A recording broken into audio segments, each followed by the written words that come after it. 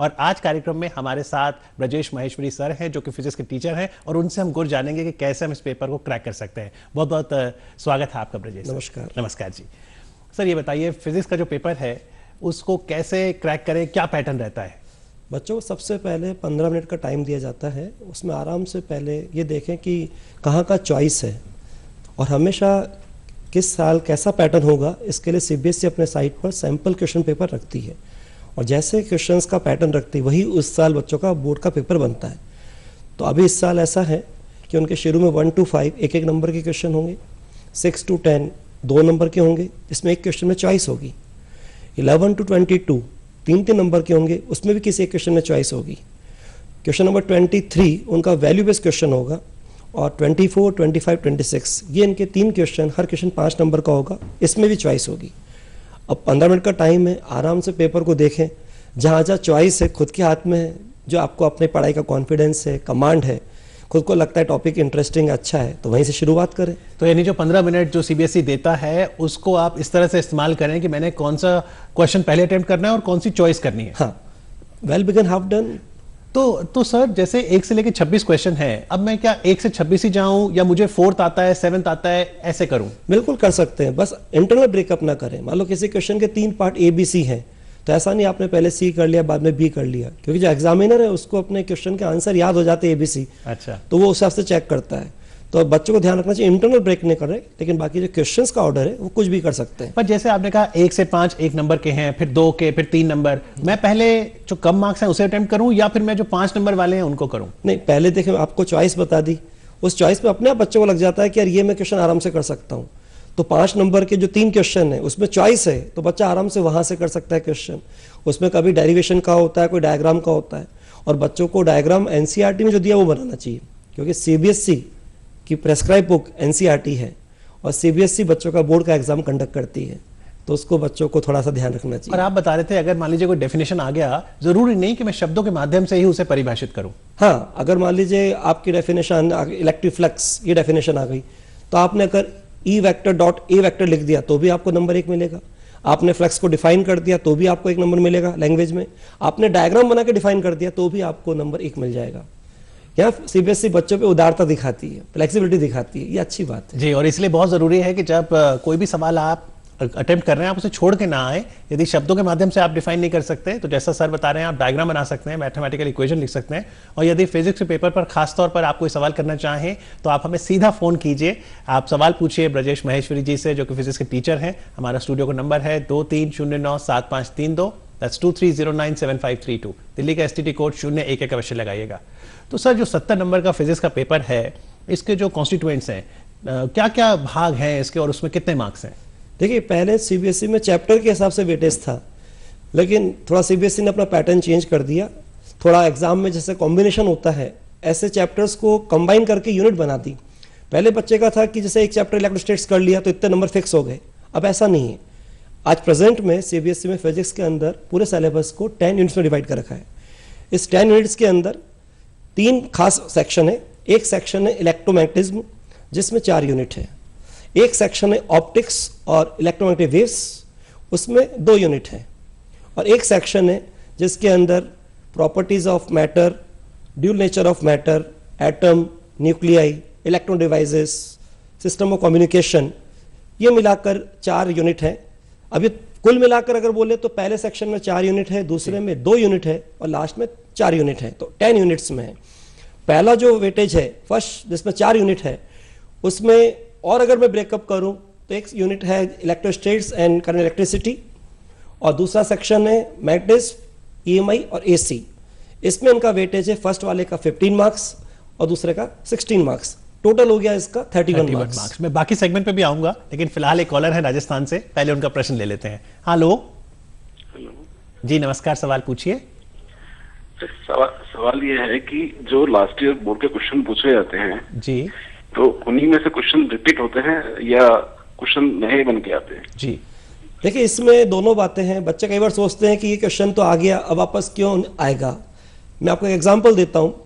13, 14, 15 तीनों साल से लगातार एक क्वेश्चन डिस्प्लेसमेंट करंट का आ रहा है। अच्छा, हाँ, ऐसे ही 2008, 9 और 10 उसमें तो मेंस और सप्लीमेंट्री दोनों में क्वेश्चन लगातार आ रहा था और उसके अंदर लगातार साइक्लोट्रॉन पर क्वेश्चन पूछा जा रहा था। पर इसके पीछे एग्जामिनर की मंशा क्या हो सकती है सर? एक ही सवाल लगातार 2-3 साल। देखिए, इसमें जो डिवाइस हमारी प्रैक्टिकल लाइफ में ज्यादा यूज होती है उसके हिसाब से कुछ क्वेश्चन पॉपुलर बन जाते हैं तो वो हमेशा पूछे जाते हैं और बच्चों को इसको ध्यान रखना चाहिए जो क्वेश्चन ज्यादा बारी बार पूछे जा रहे हैं वो एवरग्रीन है, उनके आने की संभावना ज्यादा होती है और पहले से कुछ भी अपन डिटरमाइन तो कर नहीं सकते, अनुमान लगा नहीं सकते। जी, और आपने साइक्लोट्रॉन की बात की, एक और एरिया जहां स्टूडेंट्स जो है कॉशियस रहे कि कई बार उसको दूसरे नाम से भी पुकारा जा सकता है। बच्चे साइक्लोट्रॉन पढ़ते हैं जबकि उसका नाम है चार्ज पार्टिकल एक्सीलेटर भी है। बच्चे प्रैक्टिकल करते हैं मीटर ब्रिज का, उसका एक नाम है स्लाइट वायर ब्रिज। अब जो अदर नेम है बच्चों को उसके लिए भी अवेयरनेस रखनी चाहिए। अब बच्चा प्रैक्टिकल करता है मीटर ब्रिज पे और जहाँ क्वेश्चंस थ्योरी में भी है और प्रैक्टिकल में भी, उसमें हमेशा फ्रेमिंग ज्यादा होती है। लेकिन बच्चा प्रैक्टिकल का नाम याद रखता है और उसका दूसरा नाम भूल जाता है, उसको लगता है क्वेश्चन ही नहीं आया, छोड़ के आ गया, मालूम पड़ा स्लाइड वायर ब्रिज का क्वेश्चन था और उसको ध्यान ही नहीं रखा इसका नाम मीटर ब्रिज के साथ ये भी होता है। बिल्कुल, तो इसलिए बहुत जरूरी है कि अब जब एग्जाम कल से शुरू होने वाले हैं, कल अंग्रेजी का पेपर है और फिर जिसने साइंस स्ट्रीम ली है फिजिक्स का पेपर 5 को है, कि आप शांत मन से अपना पेपर दें। एक्सपेक्टेशंस तो रहेंगी टीचर्स की भी, पेरेंट्स की, लेकिन आइए सुनते हैं ओपनर सचिन तेंदुलकर से कि कल जब मन की बात कार्यक्रम हुआ तो सचिन तेंदुलकर क्या कहते हैं, एक्सपेक्टेशंस को कैसे हैंडल करें। नमस्कार, मैं सचिन तेंदुलकर बोल रहा हूं। मुझे पता है कि एग्जाम्स कुछ ही दिनों में स्टार्ट होने वाली है। आप में से कई लोग टेंस भी रहेंगे। मेरा एक ही मैसेज है आपको कि आपसे एक्सपेक्टेशंस आपके माता पिता करेंगे, आपके टीचर्स करेंगे, आपके बाकी के फैमिली मेंबर्स करेंगे, दोस्त करेंगे। जहां भी जाओगे सब पूछेंगे कि आपकी तैयारी कैसे चल रही है, कितने % आप स्कोर करोगे। यही कहना चाहूँगा मैं कि आप खुद अपने लिए कुछ टारगेट सेट कीजिएगा, किसी और के एक्सपेक्टेशन के प्रेशर में मत आइएगा। आप मेहनत जरूर कीजिएगा मगर एक रियलिस्टिक अचीवेबल टारगेट खुद के लिए सेट कीजिए और वो टारगेट अचीव करने के लिए कोशिश करना। मैं जब क्रिकेट खेलता था तो मेरे से भी बहुत सारे एक्सपेक्टेशंस होते थे। पिछले 24 साल में कई सारे कठिन मोमेंट्स आए और कई बार अच्छे मोमेंट्स आए, मगर लोगों के एक्सपेक्टेशंस हमेशा रहते थे और वो बढ़ते ही गए। जैसे समय बीतता गया एक्सपेक्टेशंस भी बढ़ते ही गए। तो इसके लिए मुझे एक सॉल्यूशन फाइंड करना बहुत ज़रूरी था। तो मैंने यही सोचा कि मैं मेरे खुद के एक्सपेक्टेशंस रखूंगा और खुद के टारगेट्स सेट करूंगा।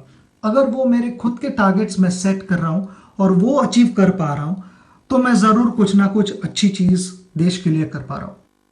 और वो ही टारगेट्स मैं हमेशा अचीव करने की कोशिश करता था। मेरा फोकस रहता था बॉल पे और टारगेट स्लोली अचीव होते थे। मैं आपको यही कहूंगा कि आपकी सोच पॉजिटिव होनी बहुत जरूरी है। पॉजिटिव सोच को पॉजिटिव रिजल्ट्स फॉलो करेंगे, तो आप पॉजिटिव जरूर रहिएगा और ऊपर वाला आपको जरूर अच्छे रिजल्ट्स दे, इसकी पूरी उम्मीद है। और आपको मैं बेस्ट विशेस देना चाहूंगा ये एग्जाम्स के लिए। एक टेंशन फ्री जाके पेपर लिखिए और अच्छे रिजल्ट्स पाइए। Good luck. तो अभी आपने सुना महान क्रिकेटर भारत रत्न सचिन तेंदुलकर को। ब्रजेश सर, सचिन जैसे बता रहे हैं कि अपेक्षा तो रहेगी, तो क्या पेरेंट्स टीचर्स बहुत दबाव बना देते हैं? कैसे हैंडल करे विद्यार्थी? देखिए, बच्चा भी चाहता है अच्छे नंबर आए, पेरेंट्स भी चाहते हैं, उनके टीचर्स भी चाहते हैं और सरकार भी चाहती है। इसलिए बच्चों को घबराना बिल्कुल नहीं चाहिए और पहले से कोई टारगेट ऐसा मत करो मुझे ये करना, बस एक लेके चलो मुझे अपना बेस्ट करना है। सचिन जी भी ये बात करते थे। और एक थोड़ा सा बस पेशेंस रखें और अपने एफर्ट्स, जो गलती हो गई उसको रिपीट ना होने दें।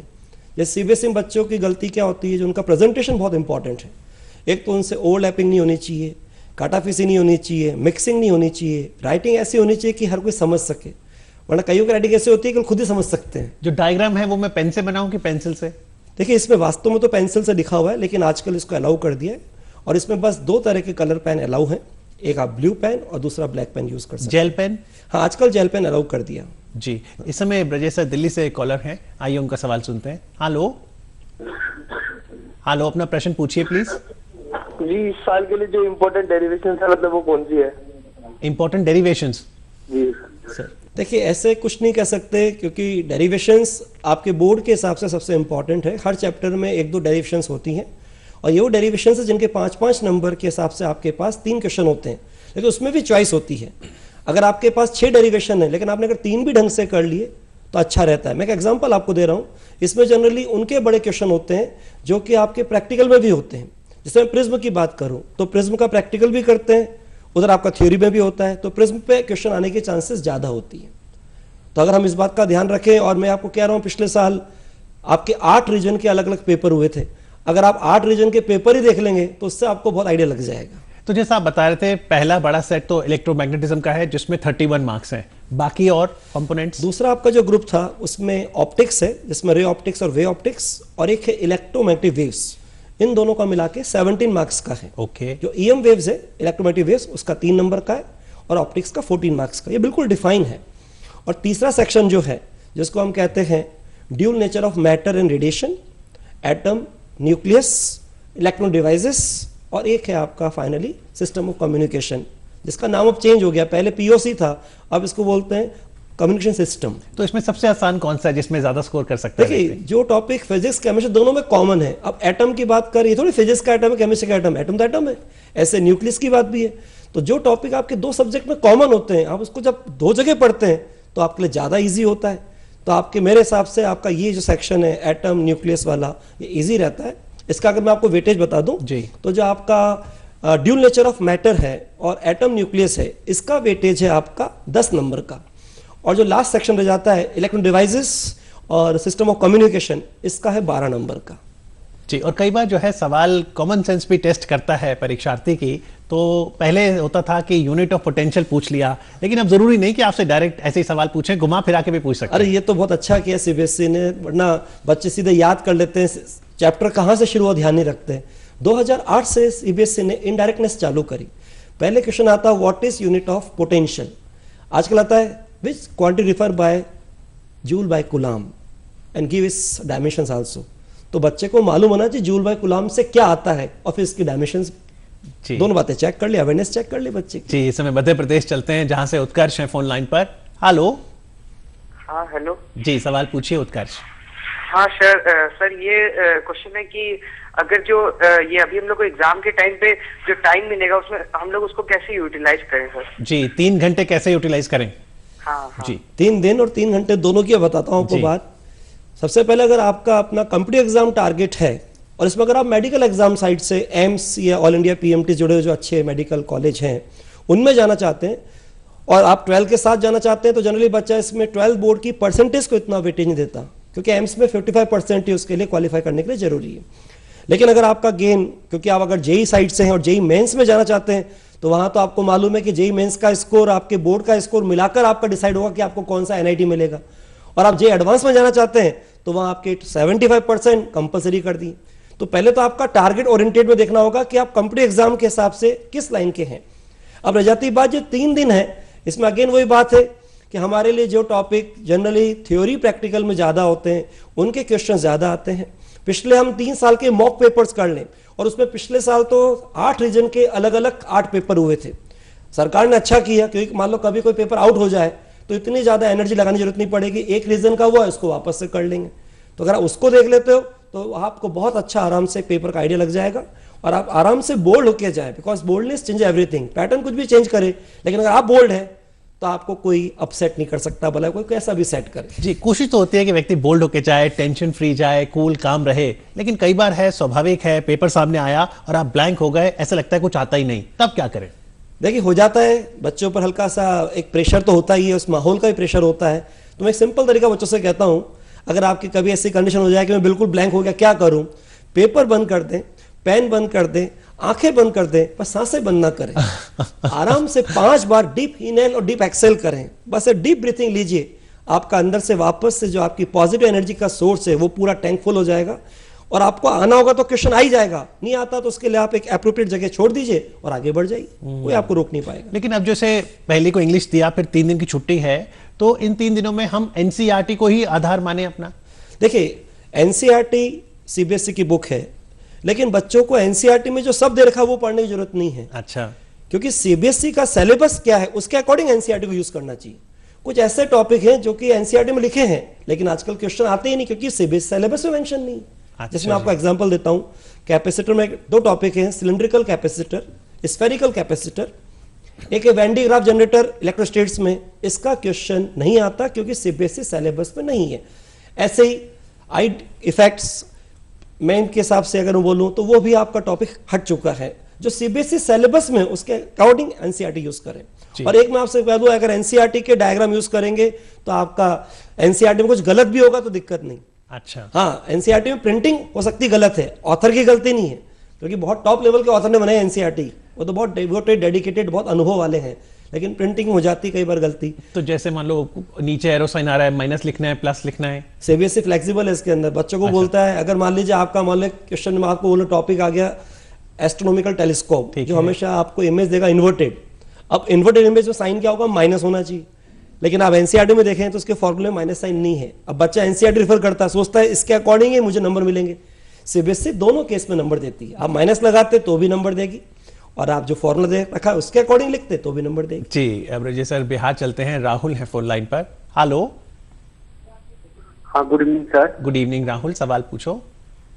सर मेरा क्वेश्चन ये है कि क्वेश्चन मिलते हैं, क्वेश्चन पेपर मिलते हैं, बहुत सारे स्टूडेंट नर्वस हो सकते हैं, तो सर हम कैसे उसको अनहेजिटेड अपना दूर करें और कैसे लिखें ताकि अच्छे मार्क्स से हम पास आउट हो सके। राहुल बहुत सीधा तरीका बताया मैंने आपको, वेटेज दिखा रखा है। अगर हम 3 सेक्शन बोल रहे हैं, पहला सेक्शन आपका 31 मार्क्स का है, जिसमें आपका जो इलेक्ट्रोस्टैटिक्स है वो तो आपके 11 का टॉपिक जो ग्रेविटेशन है उससे सिमेट्री काफी कनेक्शन है उसमें। एक इलेक्ट्रिसिटी वो आपके एक मजेदार जैसे प्रैक्टिस की यूनिट आती है जिसमें मैथ्स करते हो, ऐसे आपको क्वेश्चन करने का मजा आता है। तो पहला सेक्शन तो आपका एक तरह से इंटरेस्टिंग सेक्शन है, और एक तीसरा सेक्शन जो मैंने आपको बोला मॉडर्न फिजिक्स वाला, वो आपके केमिस्ट्री में भी है और आपके इधर भी है फिजिक्स में भी। अब इन दो को कर लेते हैं तो 31 मार्क्स तो आपका वो हो गया, उधर आपका 22 मार्क्स हो गया, आप 50 से ऊपर ऐसे ही पहुंच गए। इसलिए घबराने की जरूरत नहीं, घबराहट में तो आदमी नाम भूल जाता है। ऐसे क्या कर रहे हो, मस्ती से मुस्कुरा के स्माइलिंग फेस से जाओ। Be bold, be cool, be relax, be confident and be positive, all this 5 can change everybody life. बिल्कुल सही, घबराहट को हमें दूर करना होगा, मुस्कुराते मुस्कुराते एग्जाम देना होगा, और यही प्रधानमंत्री श्री नरेंद्र मोदी ने बीते कल मन की बात में भी कहा। आइए सुनते हैं प्रधानमंत्री कैसे हमें प्रेरित कर रहे हैं कि हम परीक्षा को आनंद उत्सव की तरह लें और शांत मन से पेपर दें। सुनते थे ना अर्जुन के जीवन की घटना कि पक्षी की आंख पर कैसे उनकी नजर रहती थी, बिल्कुल वैसा ही विश्वनाथन को जब खेलते हुए देखते हैं तो बिल्कुल उनकी आंखें एकदम से बड़ी टारगेट पर फिक्स रहती हैं और वो भीतर की शांति की अभिव्यक्ति होती है। ये बात सही है कि कोई कह दे इसलिए भीतर की शांति आ ही जाएगी तो कहना कठिन है, लेकिन कोशिश करनी चाहिए। हंसते हंसते क्यों ना करें। आप देखिए, आप हंसते रहेंगे, खिलखिलाहट हंसते रहेंगे एग्जाम के दिन भी, तो अपने आप शांति आना शुरू हो जाएगी। आप दोस्तों से बात नहीं कर रहे हैं, अकेले चल रहे हैं, मुरझाए मुरझाए चल रहे हैं, ढेर सारी किताबों को लास्ट मोमेंट भी हिला रहे हैं, तो फिर वो शांत मन हो नहीं सकता है। हंसिए, बहुत हंसते चलिए, साथियों के साथ चुटकुले शेयर करते चलिए। आप देखिए अपने आप शांति का माहौल खड़ा हो जाएगा। मैं आपको एक बात छोटी सी समझाना चाहता हूँ। आप कल्पना कीजिए कि एक तालाब के किनारे पर आप खड़े हैं और नीचे बहुत बढ़िया चीज़ें दिखती हैं, लेकिन अचानक कोई पत्थर मार दे पानी में और पानी हिलना शुरू हो जाए, तो नीचे जो बढ़िया दिखता था वो दिखता है क्या? अगर पानी शांत है तो चीज़ें कितनी ही गहरी क्यों ना हो दिखाई देती हैं, लेकिन पानी अगर अशांत है तो नीचे कुछ नहीं दिखता है। आपके भीतर बहुत कुछ पड़ा हुआ है, साल भर की मेहनत का भंडार भरा पड़ा है, लेकिन अशांत मन होगा तो वो खजाना आप ही नहीं खोज पाओगे। अगर शांत मन रहा तो वो आपका खजाना बिल्कुल उभर करके आपके सामने आएगा और आपकी एग्जाम एकदम सरल हो जाएगी। मैं एक बात बताऊं, मैं कभी कभी कोई लेक्चर सुनने जाता हूं या मुझे तो सफलता पाने के लिए मन की शांति, मुस्कुराहट, आत्मविश्वास जैसे संस्कार होने बहुत जरूरी हैं। चलते चलते ब्रजेश सर बेस्ट विशेस भी दीजिए और ये बताइए जो 4 नंबर का सवाल था जिसे आप कहते हैं वैल्यू बेस्ड, तो वहां किस तरह के सवाल आते हैं? देखिए बच्चों का आजकल थोड़ा सा फिजिक्स को अपन नेचर भी कहते हैं, तो थोड़ा मोरल वैल्यूज भी होनी चाहिए, और ये अच्छा तरीका सीबीएसई ने चालू किया, इसको इन्होंने 2013 से चालू किया। एक फिक्स कर दिया क्वेश्चन नंबर जो आपका 23 होगा, उसका number he you and me 23, ताकि अब इससे फ्री नहीं हो जाए। उसमें वो एक एक नंबर के 4 क्वेश्चन पूछते हैं, जिसमें 2 क्वेश्चन तो होंगे उनके बच्चों की ये चेक करने के लिए उनकी मोरल वैल्यूज क्या है। जैसे अपन देखते हैं कई बार कोई जल रहा है तो लोग उसका खड़े होकर वीडियो बना रहे हैं, ये नहीं उसको कोई कंबल डाले, सपोर्ट करे, कोई उसको आंख बुझाने की कोशिश करे, पानी डाले। शेर के उसमें कोई गिर गया तो उसका लोग वीडियो बना रहे हैं, शेर को भी परेशान कर रहे हैं, तो आदमी को फालतू में शेर मुंह में पकड़ के ले गया, उसकी फालतू में डेथ हो गई। इन चीजों के लिए बच्चों के अंदर उस तरह के विचार जिसमें हेल्पिंग नेचर कैसे होता है, बच्चे के अंदर पहला अपना फर्स्ट उसकी हेल्प कैसे कर सकता है। कोई राह चलते गिर गया तो उसको जाके दौड़ के उठाए, सपोर्ट करे, कोई आपका सड़क पार कर रहा है उसको हाथ पकड़ के सड़क पार कराए। तो ये तो मोरल वैल्यूज के लिए 2 क्वेश्चन देते हैं। जैसे कभी क्वेश्चन आया था कि बच्चे बारिश में भीग रहे हैं और एक कार लेके कोई जा रहे हैं और उनको लगा कि बच्चे भीग रहे हैं, चलो इनको अपन सेव कर लेते हैं, तो उन बच्चों को गाड़ी में बिठा लिया, उनके घर छोड़ दिया। अब इसमें दोनों बातें आ गई, एक तो ये आ गई कि हेल्पिंग नेचर की बच्चे बीमार ना पड़ जाए, निमोनिया नहीं हो जाए, उनको गाड़ी में बिठा लिया, और दूसरा फिजिक्स के हिसाब से कार की बॉडी हॉलो कंडक्टर है तो अंदर इलेक्ट्रिक फील्ड 0 होता है, अब उनको शॉक लग ही नहीं सकता, बिजली